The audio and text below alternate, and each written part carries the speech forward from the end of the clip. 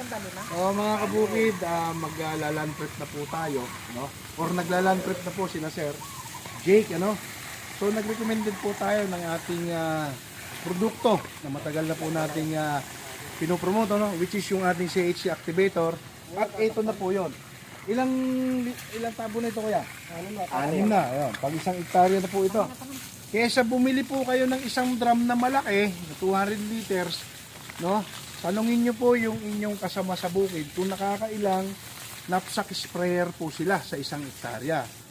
Kagaya po ni Kuya Ariel, nakakatatlong knapsack sprayer na 25 liters naman po ang nagagamit niya. Okay? Kaya ang minabuti ko, instead na kumuha ng isang drum na malaki, mabigat pa ho yun. Dadalhin pa natin sa gitna ng bukid.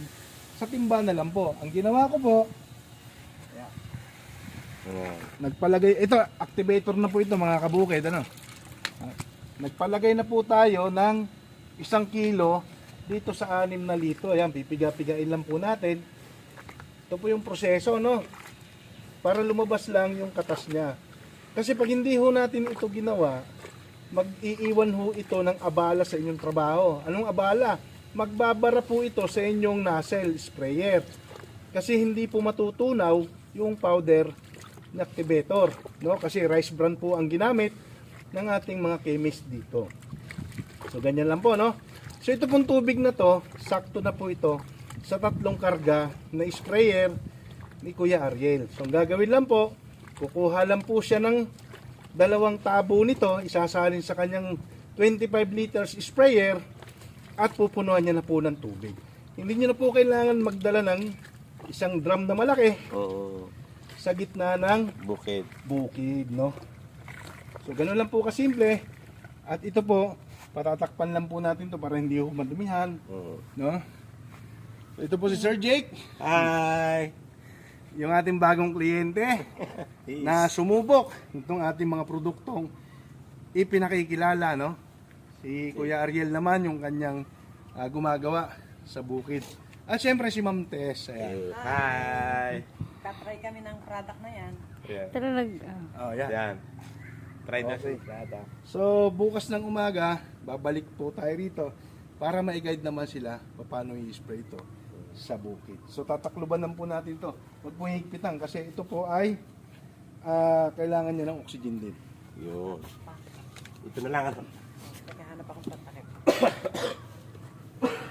So, yun lang Kuya Ariel. Simple lang, no? 2 tabo ilalagay sa Sa isang... Lilinisin nyo ho yung sprayer, ha? Baka nagamit pa. Oh, nagamit sa system. Kailangan malis na malinis.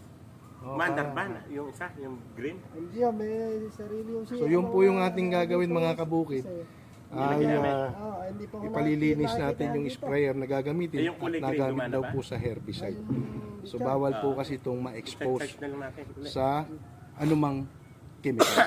Okay? So yun lang po, abangan nyo po yung part 2 ng aming dokumentaryo dito sa barangay San Totomas Mas north. North. Ayan, dito Hain, po sa Hain. Medicina. Ayan, so patatakloban natin. Dito na siguro, baka kung umulan man Hindi ba tagdagan ng tubig? Okay. So ito good for 1 hectare. Pero 4 na hektarya po ilalagyan natin. Yun. So yun lang po mga kabukid. O baka may gusto kang i-shoutout. Shout out po sa aking nag-iisang asawa. O yun ha. So ganun ka-safe yung aming produkto. Kita nyo naman, nilamuta ko. Wala akong guantes na ginamit. Oh, very safe po. Ganun po kaganda yung aming product. So yun lang po. Happy farming mga kabukid. Ingat po kayo palagi. And God bless.